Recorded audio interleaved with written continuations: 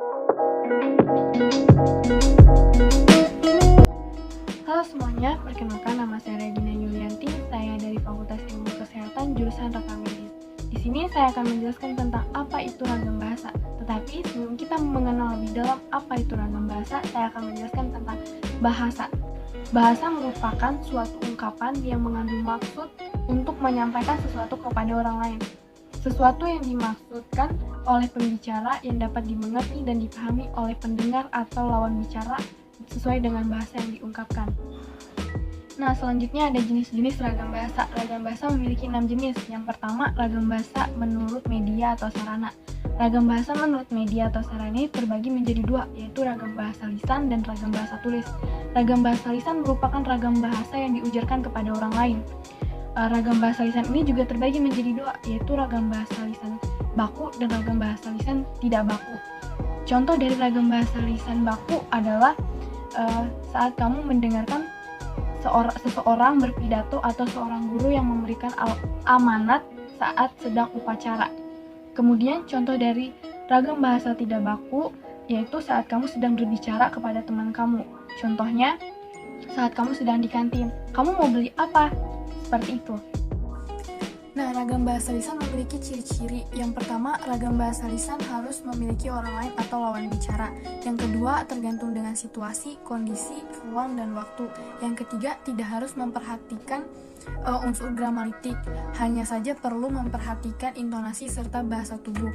Yang keempat, berlangsung dengan sangat cepat. Yang kelima, tidak harus selalu membutuhkan alat bantu. Yang keenam, dapat dibantu oleh gerakan tubuh serta mimik muka dan intonasi.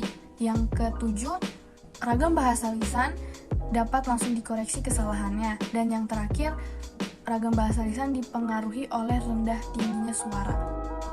Nah, selanjutnya ada ragam bahasa tulis. Ragam bahasa tulis adalah ragam bahasa yang tertulis atau tercetak. Contohnya koran, majalah, dan juga karya ilmiah. Nah, ragam bahasa tulis juga memiliki ciri-ciri, yaitu kebalikan dari ciri-ciri ragam bahasa lisan. Yang pertama, ragam bahasa tulis tidak harus membutuhkan orang lain atau lawan bicara. Yang kedua, tidak tergantung dengan situasi, kondisi, ruang, dan waktu. Yang ketiga, dipengaruhi oleh ejaan atau bacaan. Yang keempat, berlangsung dengan sangat lambat. Yang kelima, harus memperhatikan unsur gramatik. Yang keenam, harus menggunakan alat bantu. Yang ketujuh, kesalahan dari ragam bahasa tulis diproses dengan sangat lambat. Dan yang terakhir, tidak membutuhkan gerakan mimik wajah atau gerakan tubuh, tetapi hanya menggunakan tanda baca saja. Nah, jenis ragam bahasa yang kedua yaitu ragam bahasa menurut pendidikan. Ragam bahasa menurut pendidikan ini dibagi menjadi dua, yaitu ragam bahasa baku dan ragam bahasa tidak baku.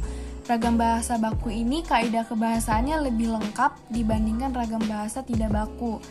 Ragam bahasa baku juga memiliki ciri-ciri, yaitu yang pertama, mantap, yang artinya sesuai dengan kaidah kebahasaan. Yang kedua, dinamis, yang artinya statis atau tidak baku. Yang ketiga, cendekia, bersifat cendekia karena ragam bahasa bakunya dipakai pada tempat-tempat resmi. Nah, yang terakhir, pembakuan bahasa, yang artinya penyeragaman atau proses penyeragaman bahasa. Nah, yang kedua, ragam bahasa tidak baku. Ragam bahasa tidak baku ini memiliki ciri-ciri. Yang pertama, umumnya dipakai dalam kehidupan sehari-hari. Yang kedua, dipengaruhi oleh bahasa daerah atau bahasa asing. Yang ketiga, bentuknya selalu berubah-ubah. Dan yang terakhir, memiliki arti yang sama tetapi memiliki arti berbeda setelah dijadikan dalam bahasa baku. Jenis ragam bahasa yang ketiga yaitu ada ragam bahasa dalam bidang wacana. Ragam bahasa dalam bidang wacana ini juga terbagi menjadi dua, yaitu ragam bahasa ilmiah dan juga ragam bahasa populer. Ragam bahasa ilmiah biasa digunakan dalam kegiatan-kegiatan ilmiah. Ciri-cirinya yang pertama, bentuk bahasanya selalu ragam bahasa baku. Yang kedua, selalu menggunakan kalimat efektif. Yang ketiga, menghindari makna kata ganda. Yang keempat, penggunaan kata dan istilahnya menggunakan kata lugas dan menghindari penggunaan kata dan istilah yang bermakna kias. Yang kelima, menghindari penonjolan persona untuk menjaga keobjektivitasan isi dari tulisan. Dan yang terakhir, adanya keselarasan dan keruntunan antar proposisi dan antar alinea. Jenis ragam bahasa yang keempat yaitu ragam bahasa menurut cara pandang penutur. Ini juga dibagi menjadi dua, yaitu ragam dialek dan juga tingkat pendidikan penutur. Yang pertama, ragam dialek itu biasa disebut dengan bahasa daerah atau logat yang dipakai atau digunakan di kelompok-kelompok tertentu. Ciri-cirinya tekanan, turun naiknya nada, panjang pendeknya aksen bahasa yang berbeda-beda. Kemudian yang kedua, tingkat pendidikan penutur. Ini biasanya digunakan oleh kelompok-kelompok penutur yang berpendidikan.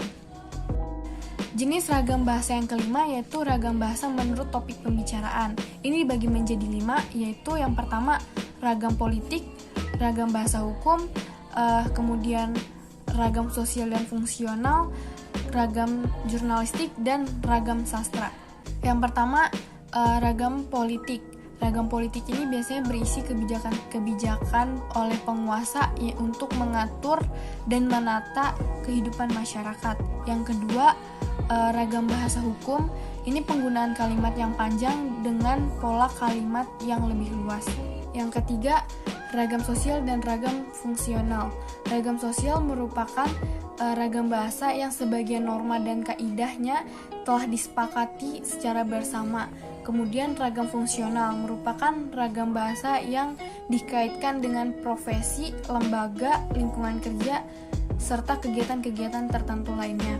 Kemudian yang keempat, ragam jurnalistik. Ini biasanya digunakan untuk persurat kabaran atau massa media cetak. Dan yang terakhir, ragam sastra. Ini biasanya digunakan untuk menyampaikan pikiran, fantasi, perasaan, dan juga angan-angan. Jenis ragam bahasa yang terakhir adalah jenis ragam bahasa menurut situasi pemakaiannya. Ini dibagi menjadi 2, yaitu ragam bahasa secara resmi dan ragam bahasa secara tidak resmi. Ragam bahasa resmi merupakan ragam bahasa yang digunakan pada situasi-situasi yang resmi. Ciri-cirinya menggunakan unsur gramatikal, menggunakan kalimat berimbuhan, menggunakan kata ganti resmi, menggunakan kata baku, menggunakan EYD, dan tidak menggunakan bahasa kedaerahan. Yang kedua, ragam bahasa tidak resmi. Ragam bahasa tidak resmi ini merupakan ragam bahasa yang digunakan pada situasi-situasi yang tidak resmi, seperti pada pergaulan dan percakapan pribadi. Ciri-ciri dari ragam bahasa tidak resmi ini merupakan kebalikan dari ciri-ciri ragam secara resmi. Biasanya ragam bahasa tidak resmi ini digunakan pada saat situasi kita dalam situasi yang tidak normal.